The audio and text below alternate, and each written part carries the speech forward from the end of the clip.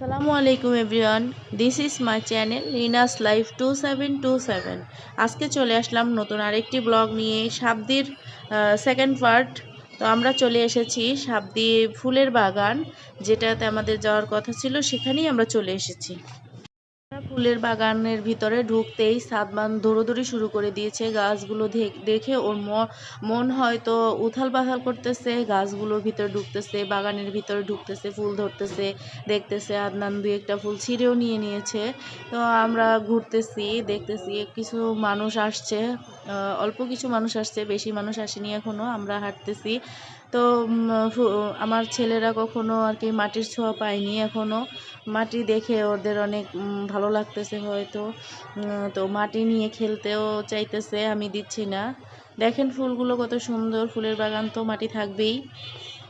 মনে শান্তি দেয়, তাই ফুল দেখলে মনটা আর ঠিক থাকে না, অস্থির হয়ে যায়, কেমন জানি হয়ে যাই আমি, পাগলা পাগলা। ফুল গাছের ভিতরে দেখি ফুলকপিও লাগানো হয়েছে, গাছ কিছু ফুলকপির গাছও আছে। এখানে একটা দেখতেছি স্টলের মতো ছোট ছোট ঘর করে স্টলের মতো করা হয়েছে ফুল রাখার জন্য। মানুষ এখান থেকে ফুল কেনে। এগুলো হচ্ছে মাথার টায়রাও কিনে অনেক। এই গোলাপ ফুলগুলো এখানে আমরা জিজ্ঞেস করলাম এখানে গোলাপ ফুল কেন নাই, আর গোলাপ ফুলগুলো কোত্থেকে আনা হয়েছে। তো বলল যে কিনে এনেছি। এই আমরা বেশি দূর আর হাঁটলাম না, বাচ্চা নিয়ে যেহেতু এসেছি, বেশি দূর আর হাঁটলাম না। হাঁটতে হাঁটতে দেখি উপজাতি দুইটা মেয়ে চলে এসেছে দেখার জন্য। আমরা বেরিয়ে চলে এসেছি। এখন বাসায় যাওয়ার পথে দেখলাম উমা সুন্দর মেলা হচ্ছে, চলে গেলাম মেলায়। আমার বারবার মেলায় যাওয়ার কথা বলতেছিল, তাই মনে করলাম যে মেলা যখন সামনে পড়েই গেল, তো একটু চলে যাই, ঘুরে আসি। মেলায় ঢুকতে না ঢুকতেই ওরা রাইডগুলোতে চড়তে চাচ্ছে। তো এখন আর রাইডে চড়া সম্ভব নয়, অনেক বেলা আমরা ঘুরেছি, অনেক খারাপ লাগছে, ক্লান্ত লাগছে, তাই বাসার দিকে চলে যাব। তারপরও দেখি খেলনা বসেছে, কিছু খেলনা কিনবে বলে উঠে গেল।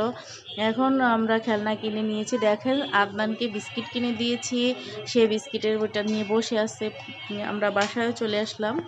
আজকের মতো ঘোরাঘুরি শেষ করে আমরা বাসায় চলে আসলাম। বাইক নিয়ে গিয়েছিলাম, তাই বাসায় চলে আসতে সময় লাগলো না। বা সাদমান এখন নিজের খেলনাগুলো নিয়ে একাই চলে যাচ্ছে বাসায়। একটু অন্ধকার অন্ধকার হয়েছে, তাই বাসায় ঢুকতে যাচ্ছি, অন্ধকার হয়ে গেছে।